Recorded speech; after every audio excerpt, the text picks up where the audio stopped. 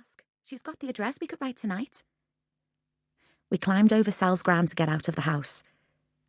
I told Sal about our Jean and the new baby. It's a boy and she's calling him Mickey. Shall we go to the maternity hospital to see them? OK. Sal linked my arm in hers. You know, even though we're at war with Germany, everything's still exactly the same.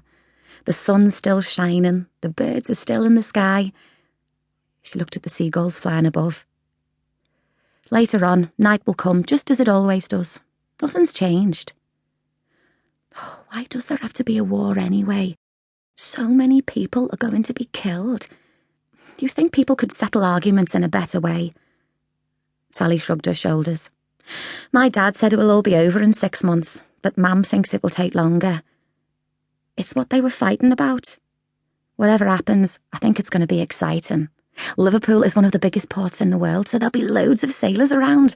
The dances will be full of them. Well, that was something to look forward to.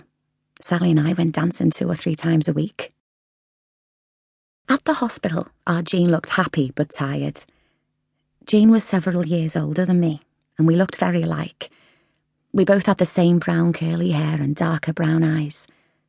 Mam describes us as nice-looking rather than pretty.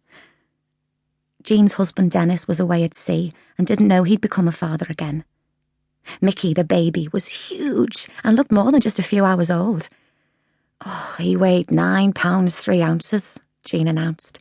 He didn't half hurt. I was shocked and Sally gasped. I said, I bet he did. I doubted whether I could ever bring myself to have a baby. The very idea frightened me. Where's Emily? Emily was Jean's daughter, who was 2. Mum's taken her back to the house for your birthday party. Many happy returns, by the way. She pulled me towards her and kissed me on the cheek.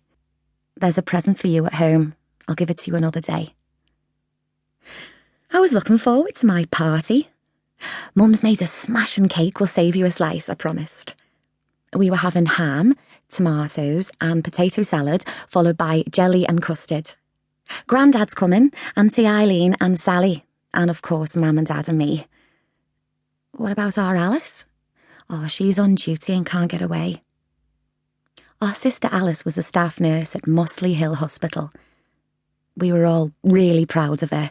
Training to be a nurse was really hard and took years, but Alice had earned top marks for everything. Sal and I said goodbye to Jean, and we went for a walk along the dock road. It was very busy despite it being Sunday. Big ships were loading or unloading their cargoes.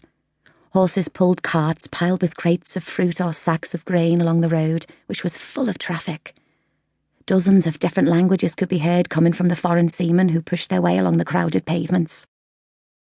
I sighed happily. The dock road was my favourite place. Apart from our house, I'd sooner be there than anywhere else in the world. Oh, I loved the smell of spices, exotic perfumes and foreign fruit. Above everything else, I was aware of the salty tang of the River Mersey flowing nearby.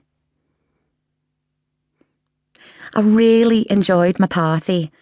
Mum and Dad had bought me a purse with a clasp and 5 pockets. They had put a penny in it for good luck. The good luck meaning it would never be empty. Grandad gave me a box of chocolates, Auntie Eileen a pretty Georgette scarf, and Sally a bottle of Evening in Paris scent. When Emily, my niece, sat on my knee, I dabbed scent behind her tiny white ears. I was feeling pretty happy with myself when our Harry turned up in his army uniform. He hadn't got me a present, but I was so pleased to see him, I didn't care. I threw my arms around him and gave him a hug. Mam, who had been worrying about him all day, burst into tears.